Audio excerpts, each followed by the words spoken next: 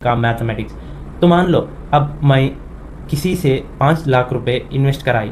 अगर interest rate 8.2 है तो ईयरली इंटरेस्ट मिलेगा अप्रॉक्सीमेटली 41,000। CSS क्वार्टर पे ऑफ देती है तो हर 3 महीने में अराउंड 10,250 रुपये तक की इंटरेस्ट अपने बैंक अकाउंट में क्रेडिट होगा।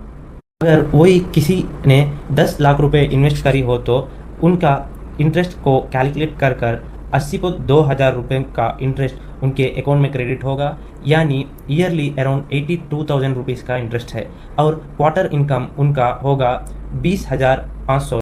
तो अगर वही 30 लाख रुपीज़ इन्वेस्ट करेंगे तो क्या होगा, ये मैक्सिमम अमाउंट है।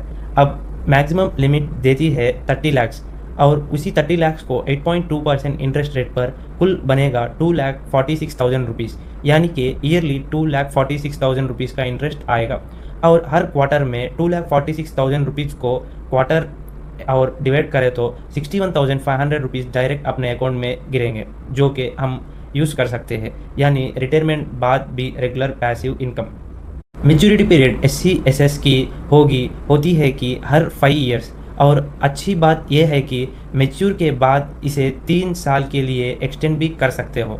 SCSS में सेक्शन 80C के अंडर 1.5 लाख तक की टैक्स डिडक्शन मिल सकती है, लेकिन जो इंटरेस्ट मिलता है उस पर टैक्स लग सकता है according to income slab.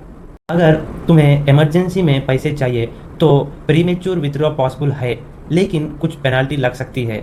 1 year से पहले विथड्रॉ अलाउड नहीं होता, इसलिए इसे long term retirement income plan की तरह यूज़ करना बेस्ट है। SCSS पावरफुल क्यों है? क्योंकि ये एक गवर्नमेंट सिक्योरिटी स्कीम है और फिक्स्ड क्वार्टरली इनकम है और better return than many FDs, बल्कि कई सारे FDs से ज़्यादा रिटर्न्स देगा। ये एक टैक्स बेनिफिट है और सेफ रिटायरमेंट प्लान है और ट्रस्टेड पोस्टल ऑफिस के स्कीम है।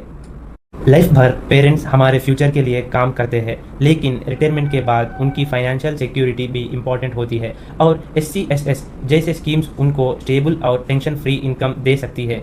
इसलिए जो भी अगर आपके घर में जो भी रिटायर होने वाले हैं उनको इस वीडियो को शेयर करिए, लाइक करिए और सब्सक्राइब करिए।